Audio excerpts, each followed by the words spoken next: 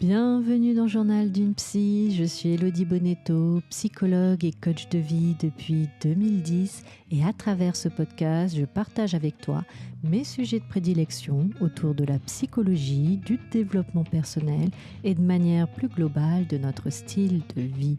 Alors rejoins-moi tous les 15 jours pour ce voyage de l'intime au cœur de l'âme humaine et surtout, abonne-toi dès maintenant pour ne manquer aucun épisode. Bonne écoute!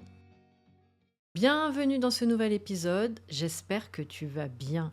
Aujourd'hui, il s'agit d'un podcast qui va traiter des rêves. Je rencontre énormément de patients et de patientes qui sont dans des vies finalement qui ne les épanouissent pas tellement. Ils sont dans un quotidien, dans une routine, avec des œillères, la tête dans le guidon et finalement, ils sont malheureux au quotidien. Le point commun de ces personnes, la plupart du temps, c'est qu'ils ont laissé tomber un rêve. Un rêve qui les tenait, qui les motivait lorsqu'ils étaient plus jeunes. Et la vie, n'aidant pas, avec les contraintes, les responsabilités, ils se sont éloignés petit à petit de leur cap, de ce qui les motivait dans la vie. Et finalement, ils se sont perdus un petit peu en chemin. Leur boussole, finalement, s'est actée et a pris un cap sur une situation et un objectif qui n'est pas vraiment satisfaisante. Donc aujourd'hui, tu l'auras compris, nous allons parler d'oser vivre ses rêves. Il y a quelques années, comme tu le sais peut-être déjà pour les personnes qui me suivent depuis le début, j'étais psychologue dans une clinique en fait qui traitait les troubles des conduites alimentaires. C'était un travail assez institutionnel avec pas mal de contraintes. Cette situation était plus tellement épanouissante. Je trouvais qu'en termes de créativité, je m'y retrouvais pas. C'est-à-dire que le métier de psychologue c'est super, il y a des expertises, on continue à se former, on apprend des choses, on aide les gens. Mais j'ai une personnalité aussi qui a besoin d'énormément de créativité. Au sein d'une institution, j'arrivais pas vraiment à m'y retrouver sur ce plan-là. Même si je travaillais avec des enfants et des adolescents, je pouvais proposer par exemple des ateliers d'art-thérapie qui permettaient un petit peu de travailler sur ces plans-là, mais c'était plus suffisant. Comme tu le sais peut-être, il y a eu après une étape où j'ai fait un surmenage, le fameux burn-out. Peut-être qu'un jour, j'en parlerai un peu plus en détail.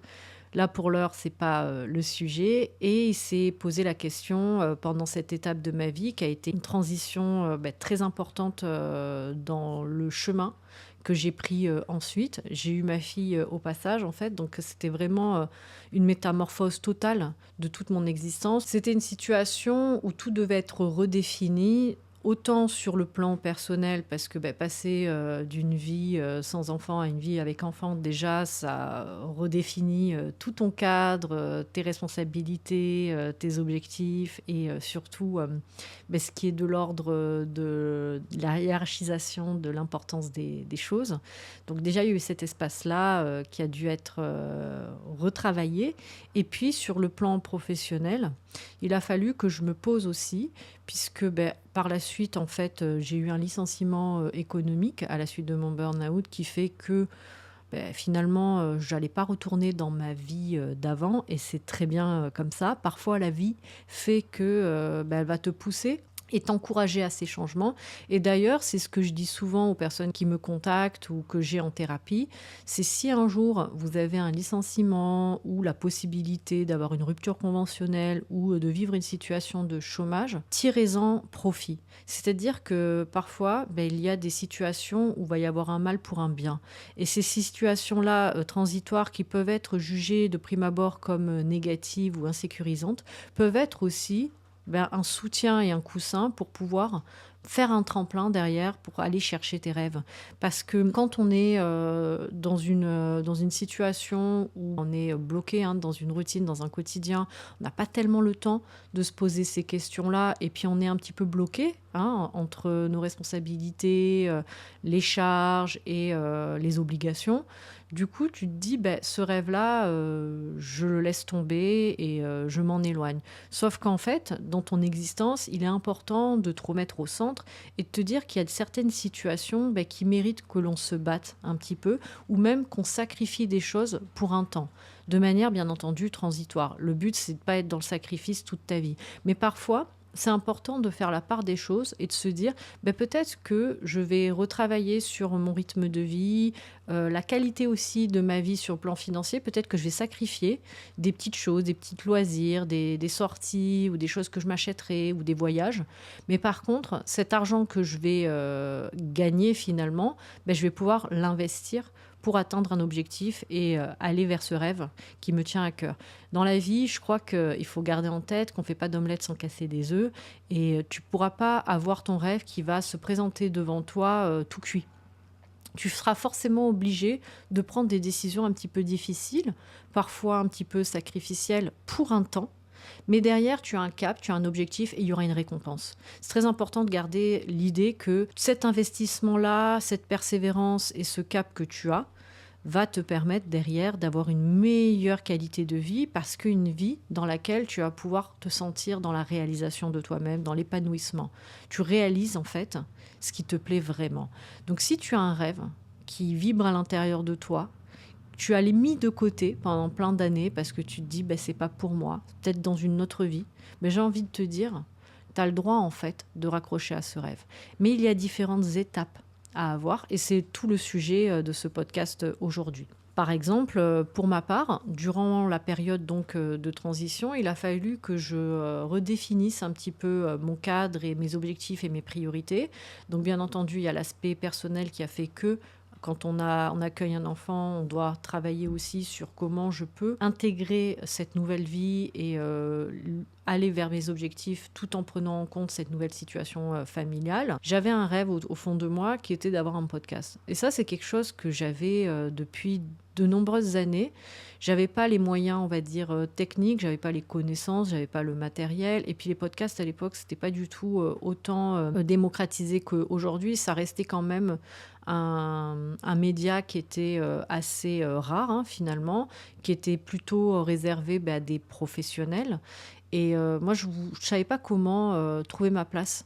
Et pour autant, lorsque j'ai eu la période du coup de licenciement économique, où j'étais en épuisement pro, plein burn-out, épisode dépressif assez caractérisé, il a fallu que je retrouve des forces d'abord, des ressources.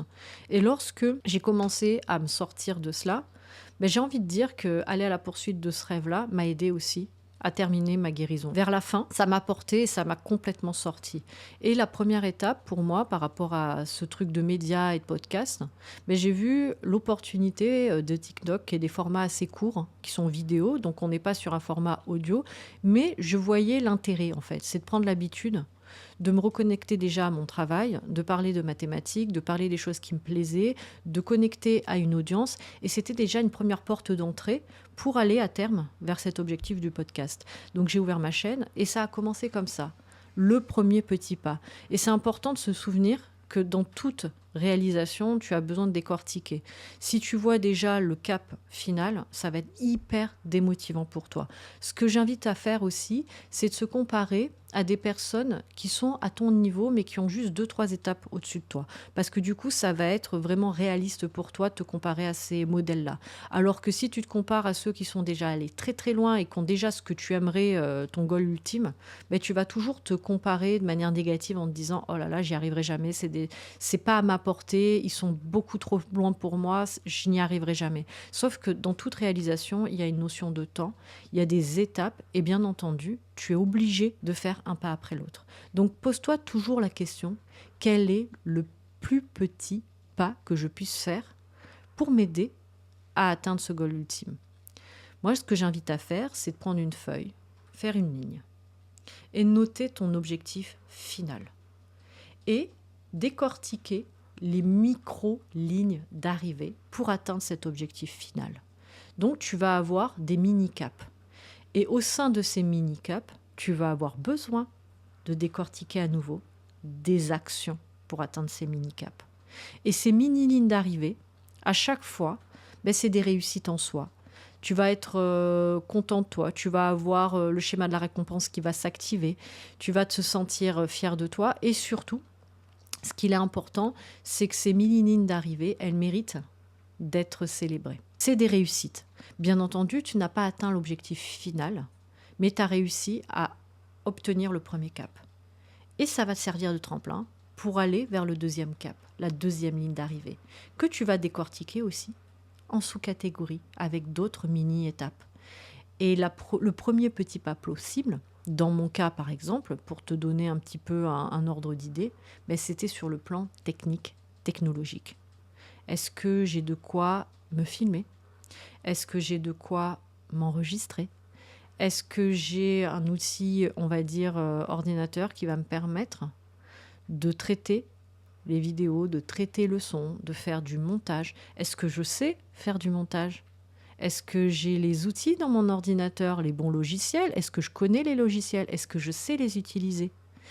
Eh bien ça a été la première ligne d'arrivée. L'aspect technique. Est-ce que j'ai le matériel et est-ce que je sais l'utiliser? Par la suite, j'ai pu passer aux secondes étapes, où là on se lance. Et le piège de beaucoup de gens, c'est qu'ils tournent énormément autour du pot avant de se lancer. Parce qu'ils sont toujours dans la comparaison déjà.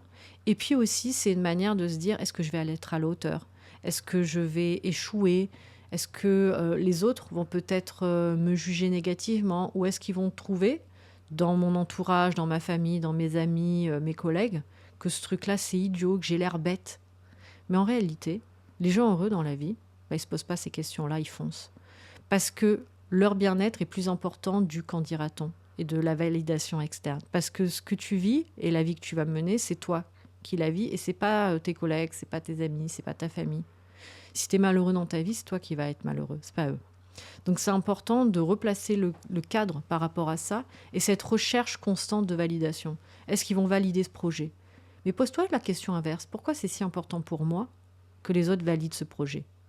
L'important, c'est que tu le valides déjà toi-même et que tu saches pourquoi tu veux le faire et en quoi cela va te plaire et te satisfaire et te rendre à terme heureux dans ta vie. Te lever le matin, d'avoir une motivation, d'avoir un cap en fait solide qui te soutienne. Ça, c'est essentiel. On va traiter la problématique du pourquoi tu n'oses pas. Alors, il va y avoir les contraintes, bien entendu, matérielles, organisationnelles, financières. Donc ça se travaille, ça se planifie.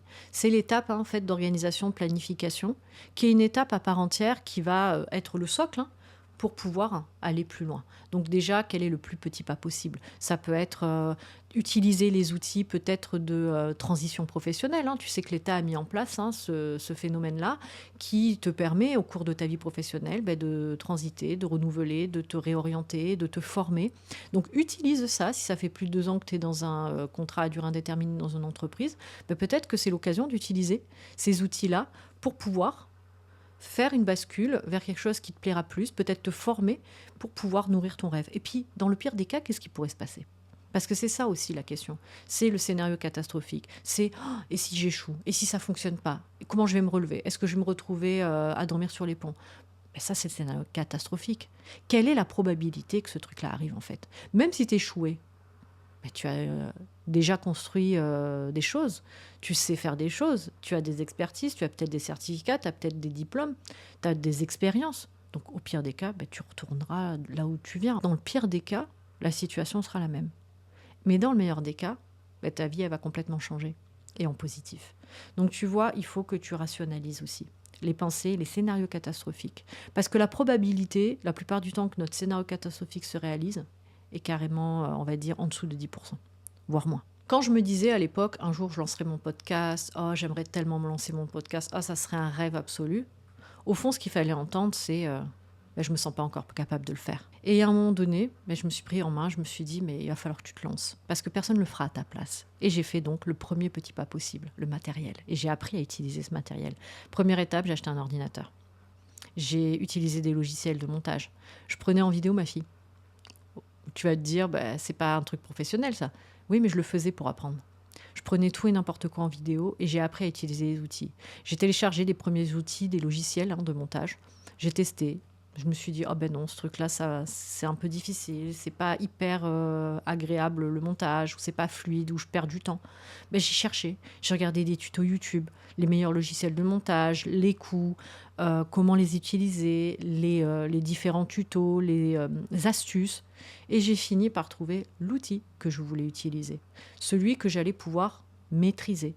Et puis je l'ai testé, j'ai filmé. Et puis ensuite, j'ai regardé un petit peu ce qui se fait dans le milieu du podcast. Donc j'ai suivi une personne qui s'appelle, je ne sais plus comment, Sophia ou Safia, il me semble, je ne me souviens pas de son nom de famille. Le nom de son podcast, c'est Build Yourself, un truc comme ça, où elle expliquait comment créer son podcast. Donc j'ai écouté énormément de ces podcasts pour avoir aussi des infos qui sont intéressantes pour des personnes qui ont eux-mêmes créé leur podcast et qui ont réussi dans cet univers-là. Donc j'ai écouté, j'ai testé des choses, je me suis renseignée sur les outils, sur les micros, sur comment bien monter, comment essuyer ses plâtres, et j'ai fini par me lancer.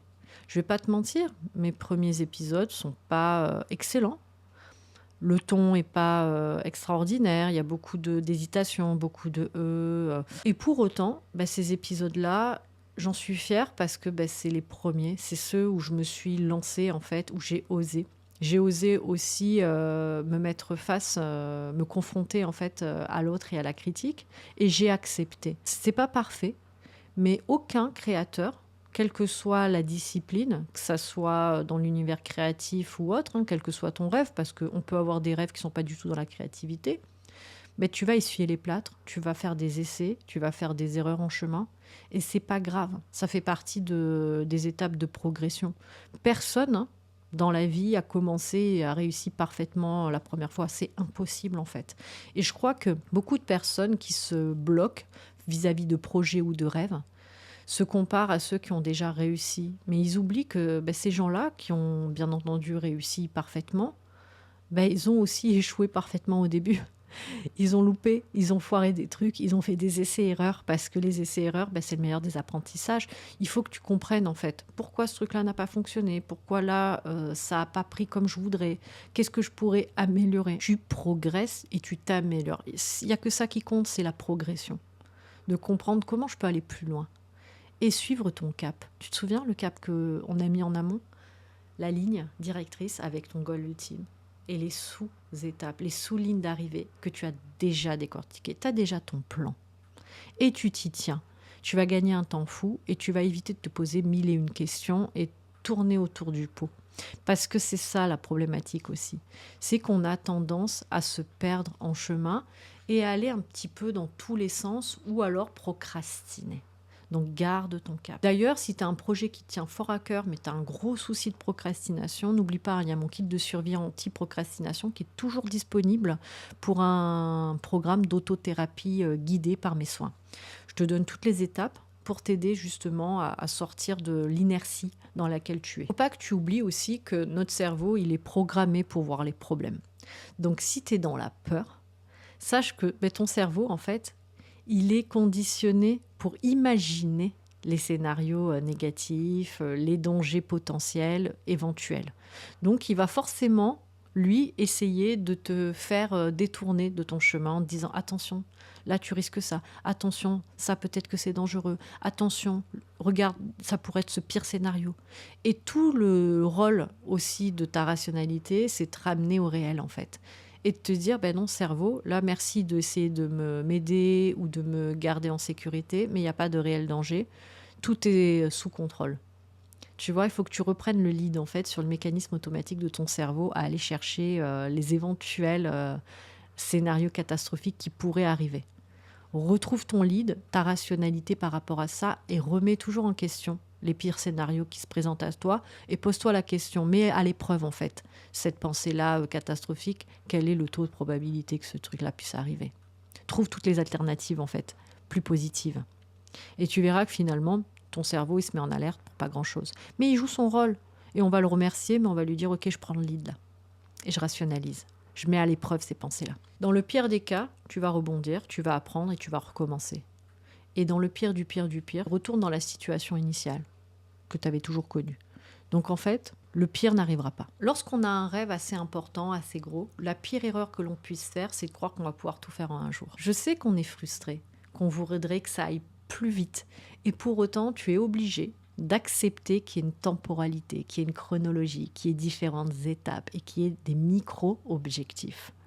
Et ça, c'est comment tu vas pouvoir dealer aussi avec ton sentiment de précipitation, ton sentiment de frustration. Et surtout, compare-toi à des modèles qui sont au même niveau que toi, avec 2-3 étapes de plus. Mais va pas plus loin.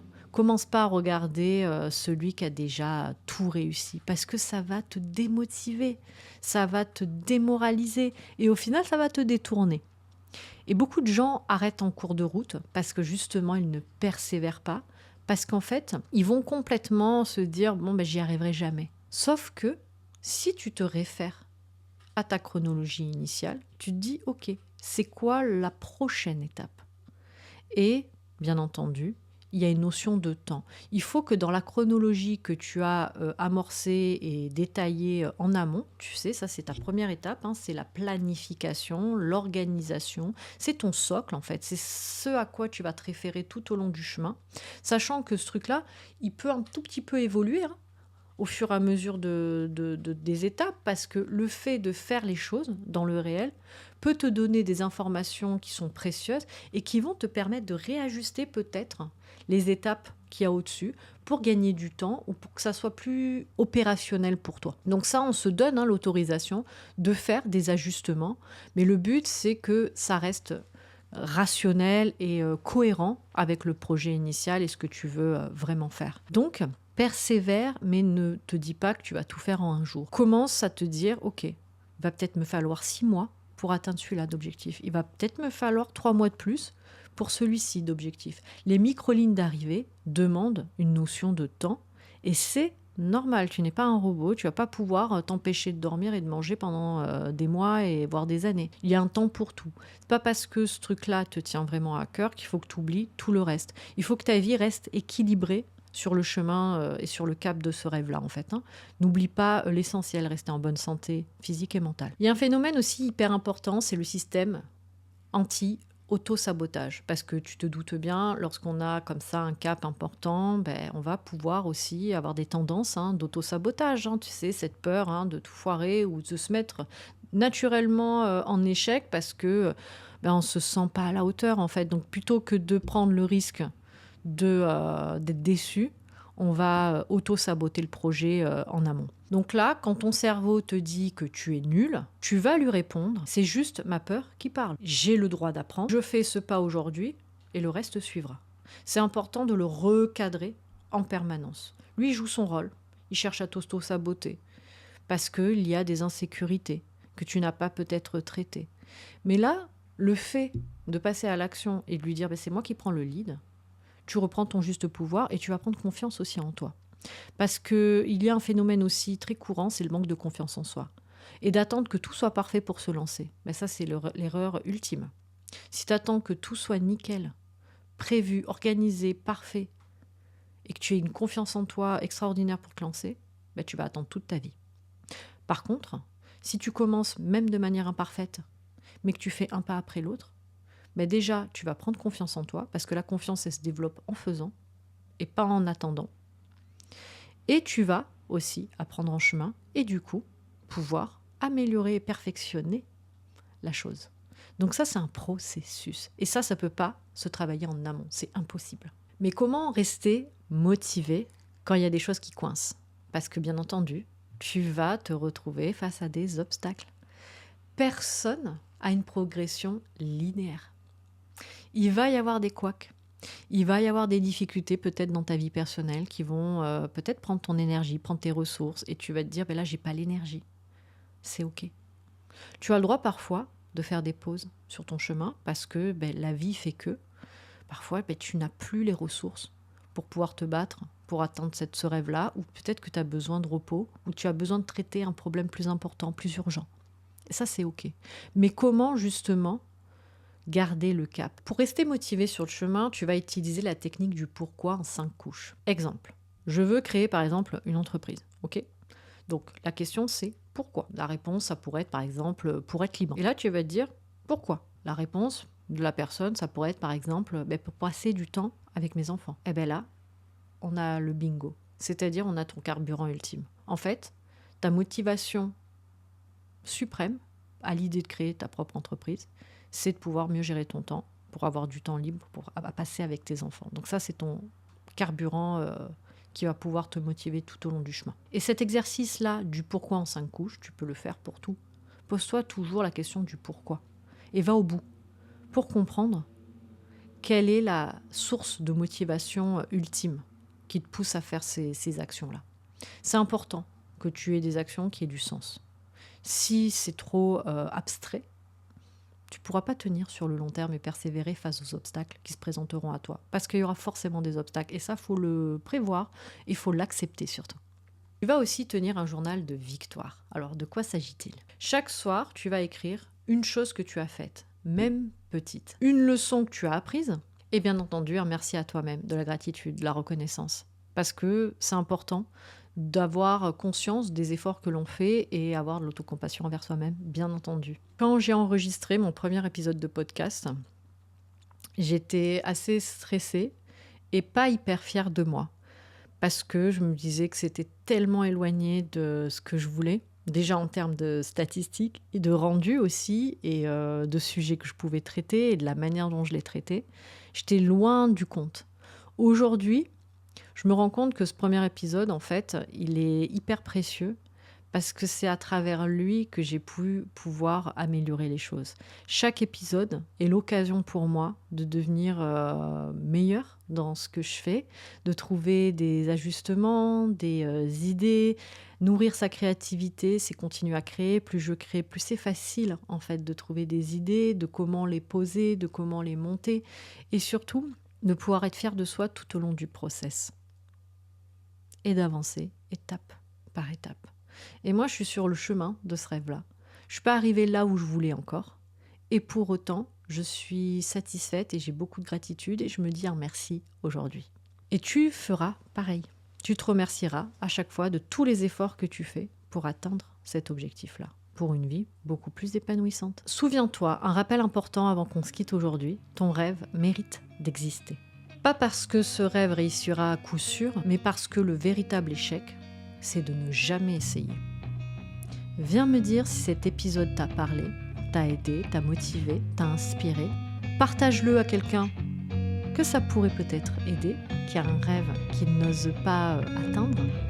Et puis, je te dis à dans 15 jours, et d'ici là, prends soin de toi.